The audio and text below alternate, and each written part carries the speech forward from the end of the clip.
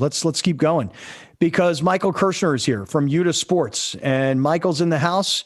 Let's make our wagers on the AFC Championship game, the NFC Championship game, and Michael can tell us about the game that all of the great friends can get into. Here's Michael Kirshner back on Kaplan and Crew. Hey, Michael. Good afternoon, fellas. How are you? Well, you just coming right into a whole bunch of stuff here. Yeah, I love it. I think it's a great conversation, and they need to work on the Rooney Rule. It's how could you watch the Lions head coach today at his press conference and go, "Yeah, that guy interviewed great." Like, who interviewed that guy? And he was in there talking bad football crazy. I'm gonna eat the pigskin right off the football, and you just that's our guy. We're gonna hire him. But a guy's got a brand on his arm that you probably should look up and see what it means, but you don't want to hire that guy. It's very interesting. I won't say it's crazy because it's actually very easy to understand. I just think that we need to look at this rule for what it was. It was an attempt to show face. It never really actually worked. Because Mike Tomlin got the job because of Bill Cowher, if I'm not mistaken, right? Like, it's just a multi-layered problem. You know what I do want on UDDA? I want UDDA to create a bet of which newly hired coach will be fired first. Oh, it's a great one. We can do that, and we can. The beauty of UDDA is you can send any bet you want to any person. So we can set that bet up. I'll set it up beginning of football season next year, and I'll put 100,000 UDDA bucks of my own, and anybody who wants to enter this poll. We'll create a pool, and anybody who wants to enter the pool can enter the pool. Put 100,000 UDDA bucks up, and if you guess right, you'll split 100,000 UDDA bucks. Just remind me at the beginning of next football season. Yeah, get on that, Brown. It's a great one. Hey, by the way, my guy's on the Lions. Alex, I just got this. I just Googled this.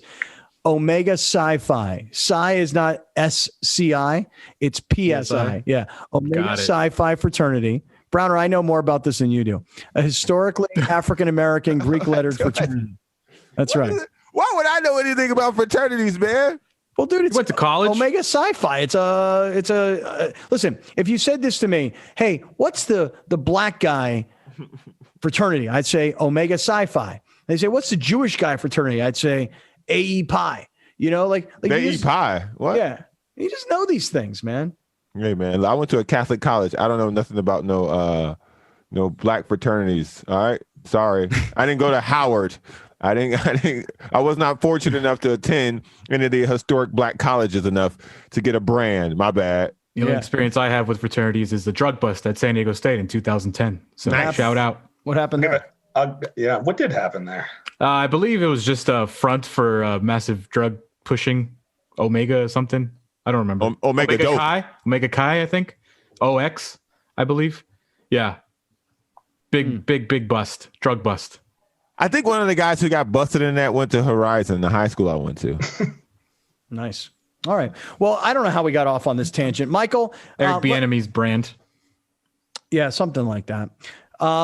Michael, what kind of tournament have you set up this weekend at UDDA for us and for all of our listeners? So this is a good one because the last two contests that we set up, Alex won 2 weeks ago. So none of your listeners won any UDDA bucks.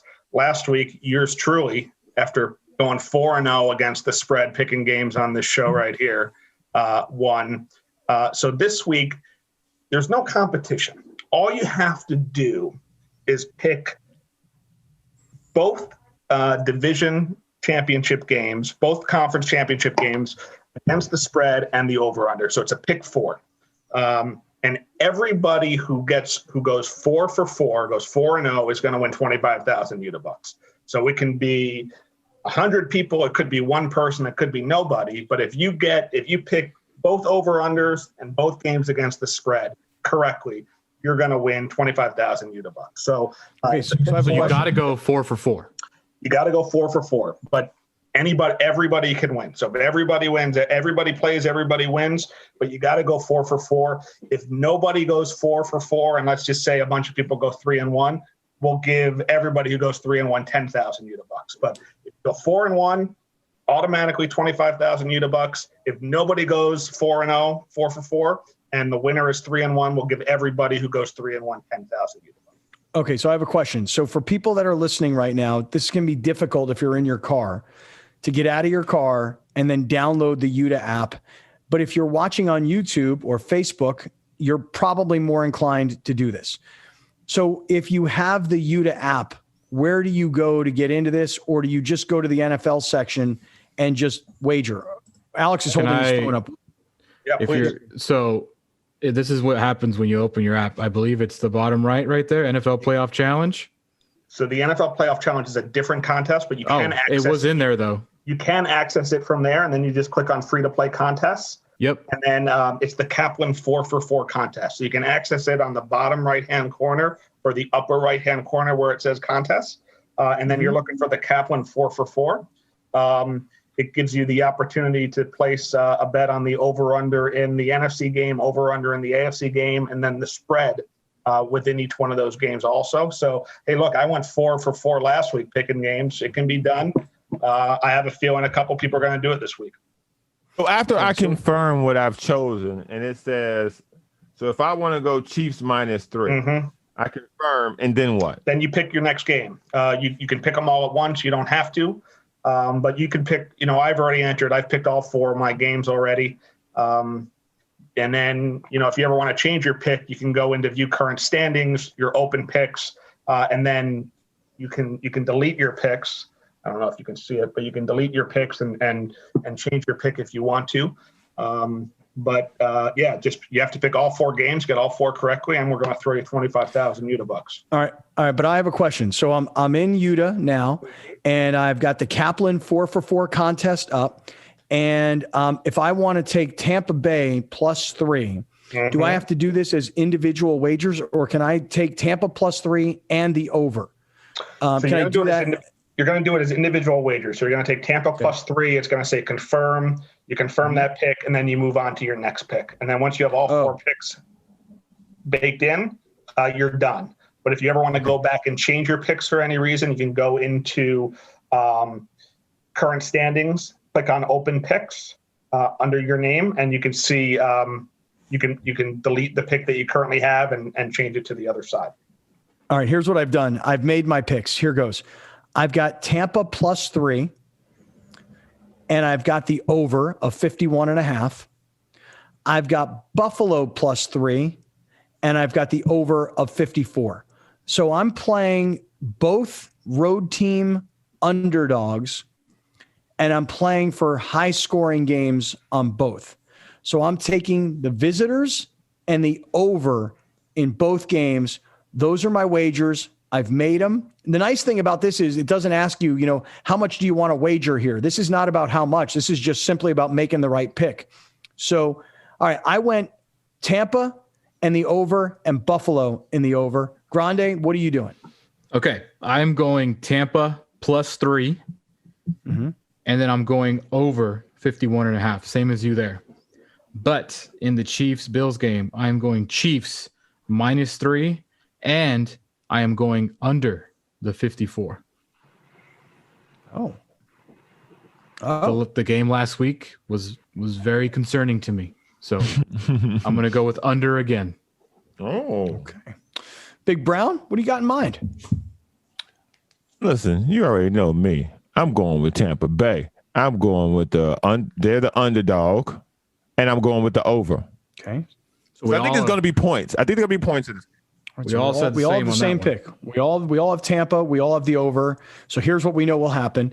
Green Bay will win and cover the 3, and it'll go under. So that's the first thing that'll happen. Brown, what do you think about the AFC game? That game I'm way sure about. I'm taking the Chiefs for I think it's the under, I think it is what's on there. 54. Yeah, I'm taking the Chiefs on the under because I don't think the Bills are going to score a lot of points. And I'm obviously taking them. I don't care how many points they're giving up. They're finna slap the Bills. Okay, so slap. So good. This is good because the point that Michael's making is you got to go 4-for-4. So we have different picks. So Michael, jump into this thing because you were the winner last week. Which, by the way, Alex, you winning the previous 2 weeks really sucks, man. I didn't win last week because I didn't want to win again. I didn't know Michael was going to try so hard. Ooh, Michael's the one that won, not me last week. No, but the previous 2 weeks you won, which means that like Jason Finley or Bernard Thompson or Christian Ramirez Right. or Neil Umscheld or any of the guys who are daily listeners and YouTube watchers and then now UDA players, you didn't even give these guys a shot. You were too good. Whoa. They had a shot. They sucked. Not my fault. Be better. Be careful telling people to suck. They might at you on Twitter. At Alex Padilla 86. I get it a mutes lot. people. He mutes people, unlike you and me, Browner. He mutes people. Yeah, not us. I would never mute anyone. No, we take the hate.